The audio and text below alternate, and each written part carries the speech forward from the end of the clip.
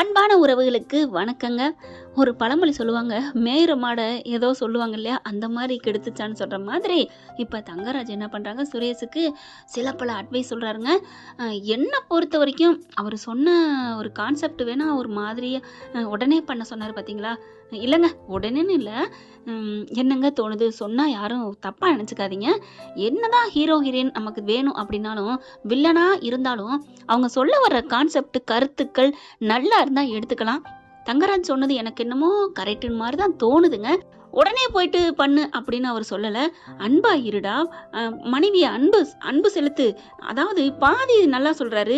பாதி காலம் சுத்தி வந்துகிட்டே இருக்கணும். அது அவரோட தாட்டு. எப்பவும் அடிமையா இருக்கணுங்கிறாரு. ஆனாலும் இன்னொன்னு சொன்னார்ல, அத நம்ம பாதி எடுத்துக்கலாம்ல. பொண்டாட்டிட்ட அன்பா இருடா. நல்லா அன்பா இருந்தா தான் அவங்களும் நம்மகிட்ட நல்லா இருப்பாங்க. அத வேணா ஏத்துக்கலாம். என்ன நான் சொல்றது சரியா தப்பான்னு கமெண்ட்ஸ்ல சொல்லிருங்க. இப்ப சுரேஷும், "அப்படியா மாமா? அவ என்கிட்ட வரமாட்டாளே மாமா. நான் நேரா நின்னா அவ பின்னாடி போவா." உண்மையிலே எனக்கு அது என்னமோ சிரிப்பு தாங்க வந்துச்சு. "சரி மாமா, நான் பார்த்துக்கிறேன்." அப்படின்னு சொல்லிட்டு கிளம்புறாங்க. ஒரு பொண்ணோட மனசு எப்படி இருக்குன்னு பார்த்துட்டு தாங்க நெருங்கணும். அத நெருங்குறதுக்கு ஒரு நல்ல ஐடியா சொல்லியிருக்கணும். இவரு முரடன் தானே. அதனால போயிட்டு, "நீ பாட்டுக்கு நல்லா பண்ணுடா" அப்படின்னு சொல்லி அனுப்பி விட்டுறாரு. அங்க போய் திடுதிப்புன்னு மதிக்கிட்ட போறாரு. போயிட்டு, "மதி, அது வந்து நீ சாப்பிட்டியான்னு கேட்டா சந்தோஷம்னு சொன்னாங்க இல்லையா? அதே மாரி நீ சாப்பிட்டியா?" சுரேஷ் கேட்டோன்னே மதிக்கு ஒரு மாதிரி ஆகுது. என்னது சாப்பிட்டியான்னு கேட்குறாரு. ஆச்சரியமா இருக்கு. கேட்குறது இவரு தானா? அப்படி திரும்பி பார்க்குறாங்களா, அதில ஒரு பார்வையில கொஞ்சோன்னு தம்மாத்துண்டு கனிவு தெரிஞ்சுச்சுங்க. சுரேஷ் அதிலே ஃப்ளாட் ஆயிடுறாரு. ஆ என்ன நம்மள ஒரு மாரியா பார்க்குறா? மாமா நீ சொன்னது சரிதான். சாப்பிட்டியான்னு கேட்டோனே கொணமா பார்க்குறாளே அப்படின்ட்டு, மதி நீ சாப்பிட்டியா? நான் சாப்பிட்டேன். நீங்க அப்படின்னு கேட்க, ஐயோ! என்ன நீங்கன்னு கேட்டாலே, நான் சாப்பிட்டேன். நான் மதி நான் சாப்பிட்டேன் அப்படின்னு சொல்லிட்டு, மதி நான் ஏதாவது தப்பு தண்டா பண்ணியிருந்தா, பேசியிருந்தா மன்னிச்சுக்கோ. சரி பரவால்ல. அப்படின்னு சொல்லிட்டு விலகி விலகி போறாங்க.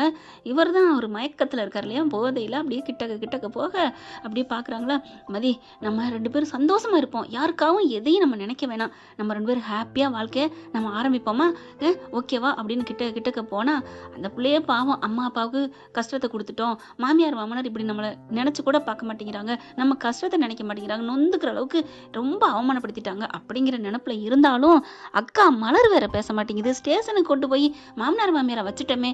என்னதான் அவங்க திட்டினாலும், ஸ்டேஷனுக்கு அவங்கள கூட்டி வரங்கிற எண்ணம்லாம் இல்லங்க மதிக்கு. ஏதோ ஒரு கோவத்துல புருஷன் திட்டிப்புட்டானே, அவன ஏதாவது ஒண்ணு வார்ன் பண்ணணும் அப்படிங்கிற நெனப்புல தான் அங்க போனாங்க. ஆனா இன்ஸ்பெக்டர் பண்ணதும் சரிதாங்க. இப்ப ஆடி போச்சுல, சப்த நாடி அடங்கிருச்சுல, அதனால கொஞ்சம் கருணையாத்தான் பார்க்குறாங்க. ஆனா இப்போதைக்கு அவங்களுக்குள்ள ஒரு கூடல் எதுவும் இல்ல.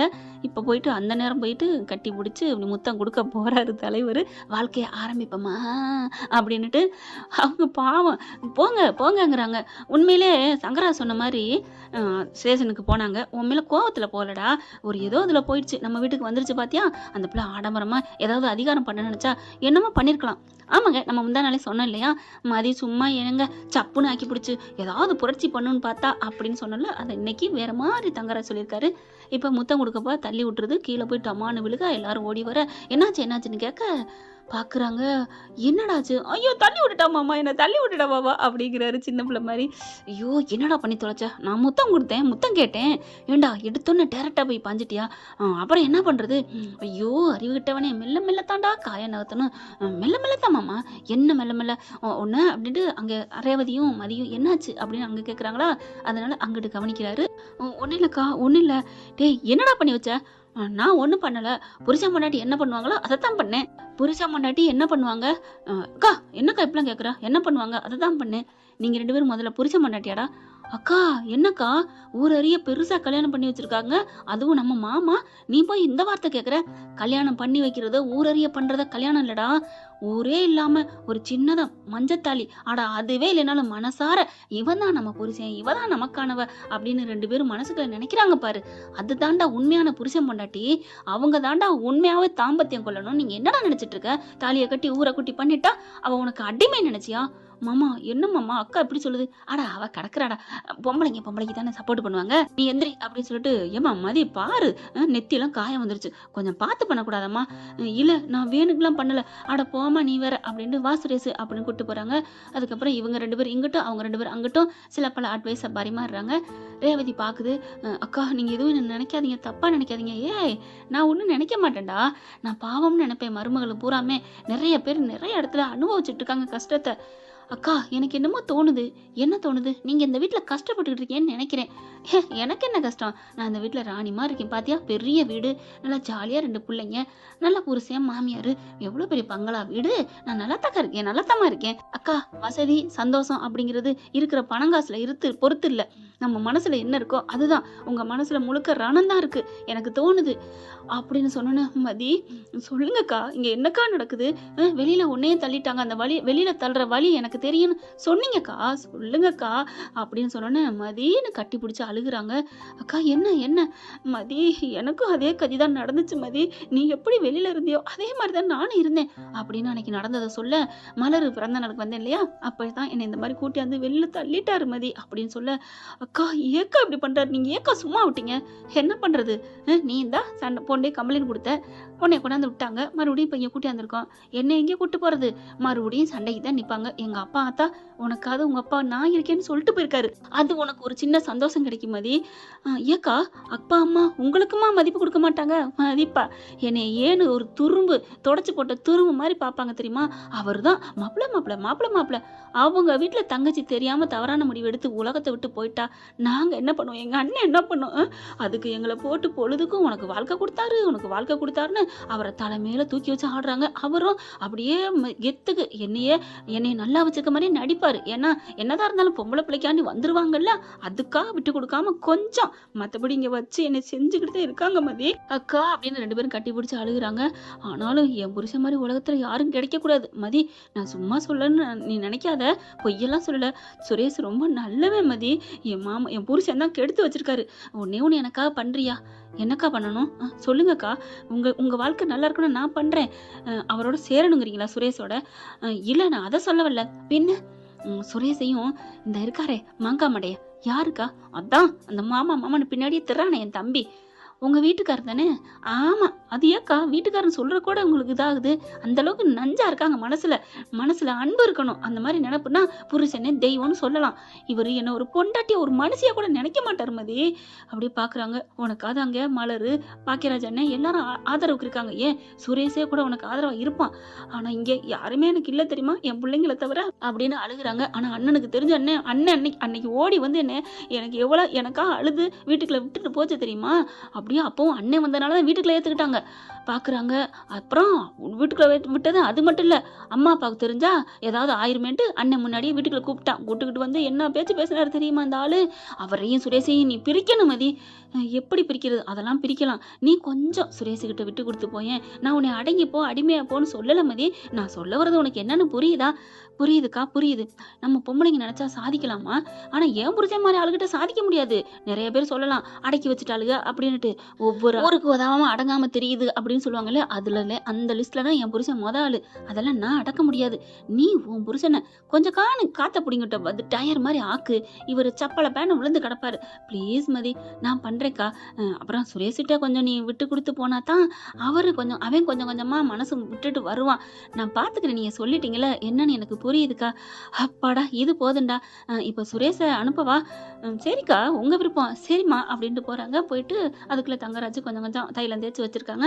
என்ன சொல்லிட்டியா அட்வைஸ்? சொல்லிட்டேன். நீங்க உங்க மச்சானுக்கு சொல்லிட்டீங்களா? நானும் சொல்லிட்டேன், நல்லதான் சொல்லியிருக்கேன். சரிடா மாப்பிள்ள நீ போ. ஐயோ மாமா நான் போக மாட்டேன், நான் இங்கேதான் படுப்பேன் அப்படின்னு அங்கேயே படுத்துக்கிறாரு. ஷோ அப்படின்னு பார்த்து சரி படுக்க வச்சுக்கிறாங்களா. காலையில எந்திரிக்கிறாங்க, சுரேஷை பாக்குறாரு. இங்க பாரு, அந்த பிள்ளைக்கு நீ நல்லபடியா பேசுற, நல்லா எங்கேயாவது கூட்டிட்டு போற. ஐயோ அவளையா? எங்க மாமா? சுரேஷ் பாக்குறாரு. என்னடா என் பேச்ச கேட்க மாட்டியா? அவ அடங்க மாட்டா, நீ போடா. ரேவதி வருது, இங்க பாரு நீ கோயிலுக்கு கூட்டு போ, அதுலதான் ஃபர்ஸ்ட் ஸ்டார்டிங் ஆரம்பிக்கும், பிள்ளையார் சொல்லி போடு. இப்ப போயிட்டு என்ன மதி குளிச்சிட்டியா சாப்பிட்டியா அப்படின்னு கேளு. அவன் நல்லபடியா பதில் சொன்னானா வெளியில போயிட்டு வருமான்னு கேளு. எங்கன்னு கேட்டா பிடிக்கலன்னு தானே அர்த்தம். டேய் சொல்றது கேளுடா, எங்கேன்னு கேட்டாலே அவளுக்கு வர சம்மதம்னு அர்த்தம். கோயிலுக்குன்னு சொன்னா எந்த பொண்ணுக்கும் பிடிக்கும்டா. சரி நான் கூட்டு போறேன் அப்படின்னு இவர் போறாரு. டேய் மூஞ்சிய விரைச்சுக்கிட்டு போகாம கொஞ்சமாவது போடா, குடும்பத்துக்குள்ள வளைஞ்சு நெளிஞ்சு கூடு. பொம்பளைங்க மட்டுமே தான் வளைஞ்சு நெளிஞ்சு கொடுக்கணுமா? என்ன ஃப்ரெண்ட், நான் சொன்னது சரியா தப்பா? கமெண்ட் சொல்லுங்க ஃப்ரெண்ட்ஸ். இப்போ சுரேஷ் போறாரு. போயிட்டு கிட்டக்க போறாங்களா, ரேவதி அங்கே மதி உட்காந்துருக்கு. ஐயோ உட்காந்துருக்காளே, செல்ல பார்த்துட்டு இருக்காங்க. போனா ஏதாவது படம் எடுப்பாளா, அமைதியாக தான் இருக்கிறா, போவோம் போவோம் அப்படின்னு சொல்லிட்டு கிட்டக்க போறாங்க. போயிட்டு அப்படிங்கிறாரு. நிமிடுறாங்க, எந்திரிக்கிறாங்க. இல்லை இல்லை உட்காரு உட்காரு அப்படின்னு சரி அப்படின்னு உட்காடுறாங்க. சொன்ன பேச்சை கேட்டுட்டா, என்னடா அது ஆச்சரியமா இருக்கு அப்படின்ட்டு, மதி குளிச்சிட்டியா? குளிச்சுட்டு வேற ட்ரெஸ் போட்டிருக்காங்க. குளிச்சுட்டேன் அப்படிங்கிறாங்க. பார்த்தா எப்படி தெரியுதுன்னு சொல்ல போனாங்க. ஆனால் நம்ம ரேவதி தான் சொல்லிட்டாங்களே, அக்கா ரேவதி சொன்னதுனால மனசு மாதிரி குளிச்சுட்டேன் அப்படிங்கிறாங்க. இதைத்தானங்க எல்லாரும் சொல்றது. அவர் சுரேஷ் சொல்லுவார் இல்லையா, நான் கிழக்க போனா அவள் மேற்க போறா, நான் எது சொன்னாலும் ஏட்டிக்கு பூட்டி பேசுறான்ட்டு. இப்போ கூட வந்துச்சு தான், எப்படி தெரியுது, குளிச்சதுனால தான் சேலை மாத்திருக்கேன், வேற ட்ரெஸ் மாத்திருக்கேன் அப்படின்னு சொல்லுவாங்க.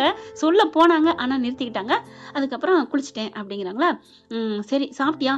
இல்லை இனிமே தான் சாப்பிடணும் அப்படின்னு தெளிவாக சொல்ல, சரி வா சாப்பிட. ஆச்சரியமா இருக்கு, சாப்பிடலாம் கூப்பிடுறாரு அப்படின்னு நினச்சிட்டு, எந்திரி வா. இல்லை நான் அப்புறம் சாப்பிடு. அட எந்திரிமா வா.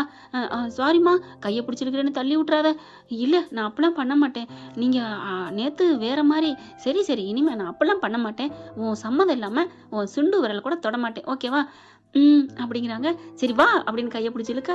அப்படி கையையும் பார்க்குறாங்க, சுரேஷையும் பார்க்குறாங்க. என்ன பார்க்குற? ஒன்றும் இல்லை. நீ பார்க்குறது எனக்கு தெரியுது, உன் சம்மதம் இல்லாமல் உன் சுண்டு விரல் கூட தொட மாட்டேன்னு. அதைத்தானே நீ நினச்சி பார்க்குற, இப்போ என்ன தொடுறேன்னு அப்படியே நிற்கிறாங்க. மதிக்கு சிரிப்பு வருது. சிரிக்கிறாடா அப்படின்னு பார்த்துட்டு, சரி உன் பாணியில நானும் சொல்கிறேன், நான் சுண்டு விரலை தானே பிடிக்க மாட்டேன்னு சொன்னேன், நான் பிடிச்சிருக்கிறது மணிக்கட்டில், எப்படி காமெடி பண்ணிட்டோம்ல அப்படின்னு சுரேஷ் சொன்னோன்னே, பரவாயில்லையே பாடுறா ஜோக்கெல்லாம் வருது அப்படின்னு லைட்டாக சிரிக்கிறாங்க. மதி நீ சிரிச்ச தானே? இல்லை இல்லை நீ சிரிச்ச அப்படின்னு குடிஞ்சு சொல்கிறாரு. சரி வாங்க சாப்பிடுவோம் அப்படின்னு வர்றாங்க. அப்பாடா என் பாரமே குறைஞ்சிருச்சு. மாமா அக்கா நீங்கள் சொன்ன மாதிரி சிரிச்சு பேசுகிறா, ஆச்சரியமா இருக்கு, நீ போடா சிரிப்பாடா நல்லா பேசுவாடான்னு அக்கா சொன்னிச்சே. ஐயோ அப்போ அக்கா பேச்ச கேட்டுக்கிட்டா போல இருக்கு, நல்ல விதமாக நடந்துக்குன்னு சொல்லியிருப்பா போல இருக்கு. அக்கா அக்கா நீ வாழ்க அப்படின்னு சொல்லிட்டு டைனிங் டேபிள் போகிறாங்க. சாப்பாடுலாம் எடுத்து வைக்கிறாங்க. மதி எடுத்து சட்னி கேட்குறாங்க. இந்த வரண்டாங்கையில் டக்குன்னு இதை எடுத்து ஊற்றுது, வாங்கிக்கிறாரு. அப்புறம் அந்த சாம்பார் கொடு அப்படின்னு சொல்லி வாங்கிக்கிறாங்க. நல்லபடியாக சாப்பிட்றாங்க. எடுத்து இந்த தட்டிலேருந்து இவர் எடுத்து சாப்பிட்றாரு. மதிக்கு தான் தட்டில் இருக்கிறத எடுத்து வைக்கிறார். வடை வர லேட் ஆகுதுன்னு ஆச்சரியப்படுறாங்க தங்கராஜும் ரேவதியும். ஆனால் தங்கராஜுக்கு மட்டும் ஒரு பொறாமை எப்படி முட்டி பார்க்குது. ஒரே வாக்கில் போய் சாஞ்சிருவானோ அப்படின்ட்டு ஒரு லைட்டாக மட்டும் சாஞ்சா போதும் அப்படிங்கிறது அவரோட நினைப்பு. அதாவது இவர் பண்ணி வச்ச கல்யாணம் சண்டை இல்லாமல் போகணும், அது மட்டும்தான் இவரோட எண்ணம். ஆக மொத்தம் அதை ஆனால் 2 பேரும் ஒன்று சேர்ந்துடக்கூடாது, அவள் பேச்சை கேட்டுட்டு நம்மக்கிட்ட அடங்கி எதிர்த்து பேசக்கூடாது, அடங்கி இருக்கணும் அப்படிங்கிறது தங்கராஜோட எண்ணம். ஆனால் நடக்காதுடி. ஒரு வாட்டி புட்டிச்ச பானத்தை அறிஞ்சுக்கிட்டா அப்புறம் யார் என்ன சொன்னாலும் யார் பக்கம் திரும்பி பார்க்க மாட்டோம் சாதாரண மனுஷங்க. அப்புறம் புருஷன்மாருங்களாம் எப்படிங்க இப்போ கேட்க ஆரம்பிக்கிறாங்க. அடுத்து கேளு கேளு அப்படின்னு சொல்ல ரேவதியும், மதி வெளியில் போயிட்டு வருமா அப்படின்னு கேட்க, எங்க? ஐயோ அக்கா சொன்ன மாதிரியே கேட்குறாளே, அக்கா கேள்றா. இல்லை கோயிலுக்கு தான். சரி. ஐயோ சரின்ட்டாக்கா. டேய் உன்னை சொல்ல சொன்னிச்சா? ஏன் அக்காட்ட சொல்கிறீங்க? இல்லை கோயிலுக்கு போகிறேன்னு நான் சொன்னேன், அவ்வளோதான், வேற ஒன்றும் சொல்லலை. சரி போகலாம். நான் போயிட்டு என்ன பண்ண போகிறேன், நான் ஃபோன் எடுத்துகிட்டு வரேன். சரி போய் எடுத்துகிட்டு வா அப்படிங்கிறாங்க. டேய் போகிற வழியில் பூஜை கூடையெல்லாம் வாங்கிக்க, எல்லாம் தேங்காய் பூ பழம்லாம் வாங்கிக்க. அதெல்லாம் வாங்கிக்கிறேங்க்கா நீ விடுக்கா அப்படின்னு 2 பேரும் சொல்லிட்டு கிளம்புறாங்க. அக்கா நீங்களும் வாங்க அப்படின்னு மதி கூப்பிட, நானா எதுக்குடி கரடி மாதிரி பொடி அப்படின்னு சொல்லி விரட்டி விட்றாங்களா. அதுக்கப்புறம் சரின்னு சொல்லிட்டு கிளம்புறாங்க. டேய் பைக் எடுத்துகிட்டு போடா, அதான் கிக்காக இருக்கும் அப்படின்னு ரேவதி சொல்ல, அக்கா நீ அக்கா? ஆமாடா பக்கா, போடா சொக்கா, அக்கா அப்படின்னா தான் சொல்லுவேன், இதெல்லாம் சொன்னா தாண்டா அக்கா அப்படின்னு சொல்லி அனுப்பி வைக்கிறாங்க. 2 பேரும் அப்படியே வண்டியில் ஏறி போகிறாங்க. ஏறி உட்காரையில சோல்ற பிடிச்சிட்டு உட்காடுறாங்க. அதாவது மதிக்கு ரேவதி சொன்னதெல்லாம் மனசுல இருக்கு, நீ கொஞ்சம் விட்டு கொடுத்து போன்னு. அதே மாதிரி மாமங்கார சொன்னதுனால இவரும் கொஞ்சம் அடங்குறாங்க. 2 பேருமே அவங்க சொல்லி கொடுத்தாங்கிறத விட இவங்க 2 பேருமே முக பாவனையில பிரதிபலிச்சாங்க இல்லையா, அதுதாங்க அவங்களுக்கு ஒரு தன்னம்பிக்கை கொடுக்குது.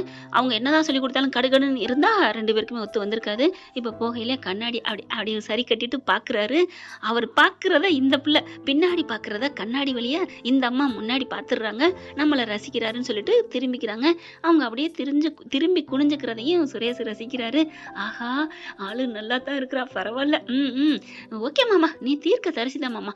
இவ நல்லா தான் இருக்கால்ல அப்படின்னு பார்க்க, அப்படியே இங்கிட்டு பார்த்துட்டே வராங்களா, முடி பறக்குது. அந்த முடியை எடுத்து காதுக்குள்ள அப்படி கோதி விட அழகா இருக்கிறாங்க மதி. அதை பார்த்து அப்படியே புல்லரிக்குது. அடடா, எந்த ஒரு அழகான பொருளையும் அழகான கண்ணோட்டத்தோட பார்த்தா தான் அழகா தெரியும் போல இருக்கே.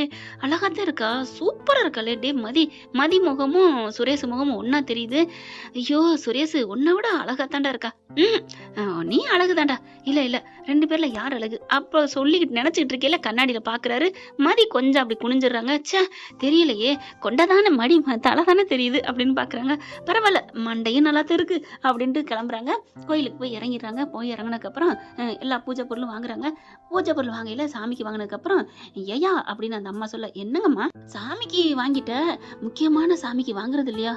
என்ன அட ஒஞ்சாதிதாயா, அதுதான் உனக்கு முக்கியமான சாமி, கடைசி வரைக்கும் இருக்க போறது அந்த சாமி. அது கண்ணில் தெரியாது, கண்ணில் தெரிகிற சாமி பொஞ்சாதியா அப்படின்னு பாக்குறாங்க. சரி கொடுங்க அப்படின்னு அப்படியே ஒரு பந்தலை வாங்கிடுறாங்க. வாங்கிட்டு மதிட்ட கொடுக்குறாரு. மதி பாக்குறாங்க. ஏய்யா, இது இப்படிலாம் பண்ணலாமா?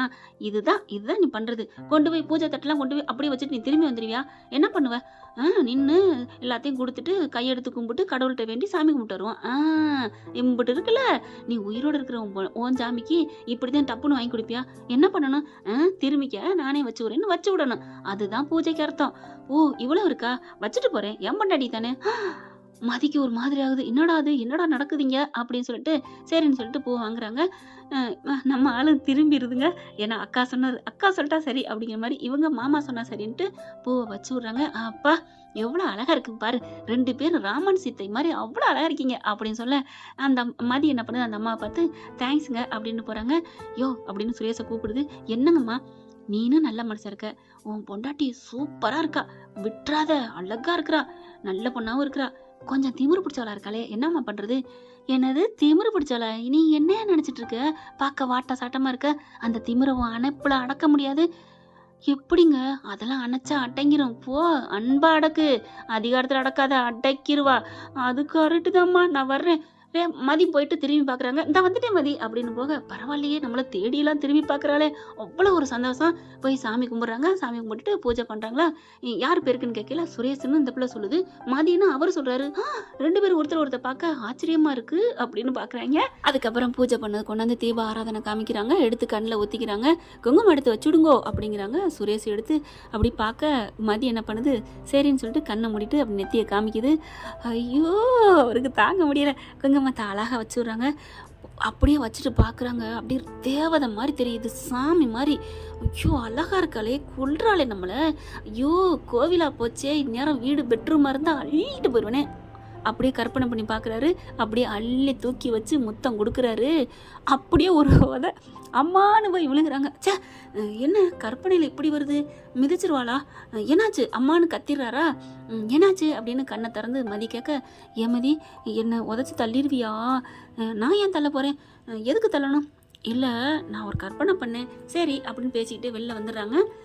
இல்லை, நான் உன்னைய சொல்லுங்க, கட்டி பிடிச்சி முத்தம் கொடுக்குற மாதிரி கற்பனை பண்ணேன். சரி, அதுக்கு நீ எட்டி உதஞ்சிட்ட மதி அப்படின்னு சிரிப்பு வந்துடுது. சிரிக்கிற, அப்போ என்ன சொல்லு, ஆட போங்க நீங்கள் அப்படின்னு சொல்லிட்டு போக, என்ன சொல்லிட்டு போ மதி. அங்கே கரெக்டாக வாசலில் உட்காந்துருக்காங்களே, கோயில் வாசலில் நிறைய பேர் இருப்பாங்களே, எப்பா அந்த பொண்ணு சிரிக்கிறதுல நான் ஒன்றும் செய்ய மாட்டேன்னு சொல்லிட்டு போகுதுப்பா. அப்படியா, ஐயோ மாமா அப்படின்னு சொல்லிட்டு போகிறாங்க. அவங்க பைக்கிட்ட போய் நிற்க, மதி வேற எங்கேயாவது போம்மா, எங்கே போகலாம் அப்படின்னு கேட்குறாங்க. எங்கே நீயே சொல்லு, எங்கே வேணா கூட்டு போங்க. மதி எங்கே கூட்டி போகலாம் அப்படின்னு நினைக்கிறாரு. பீச்சுக்கு போகலாமா அப்படின்னு நினச்சிட்டு, ஏன் மதி பீச்சுக்கு போமா அப்படின்னு கேட்க, மண்டே அப்படின்னு ஆட்டுறாங்க. சுரேஷ் வானத்தில் பறக்கிறாருங்க.